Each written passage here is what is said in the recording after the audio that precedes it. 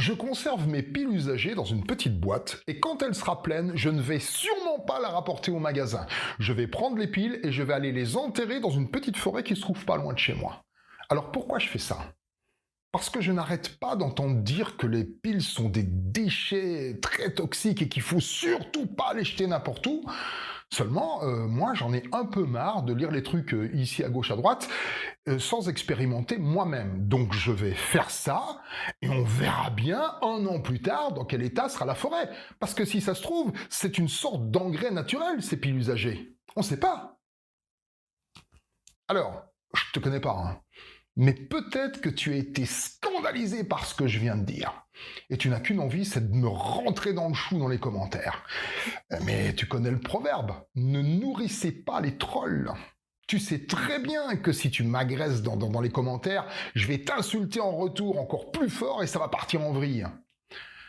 La vraie question, c'est pas de savoir quel plaisir les provocateurs et les trolls peuvent trouver à faire chier le monde comme ça. C'est plutôt pourquoi sommes-nous hypersensibles à la provocation? Parce qu'il y a deux problèmes avec cette hypersensibilité. Le premier, c'est qu'on se fait traiter de fragile.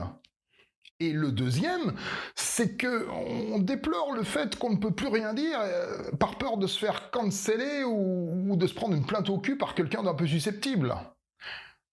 Donc, moi, ce que je te propose, c'est d'arrêter de considérer les trolls et les provocateurs comme des nuisibles. Même les professionnels, hein, comme Alain Soral ou Dieudonné ou Cyril Hanouna, des fois.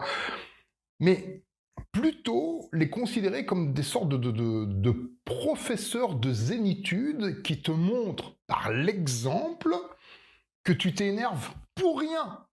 Parce que je plaisante ou pas avec mes histoires de piles, c'est pas en me gueulant dessus que tu me feras changer d'avis.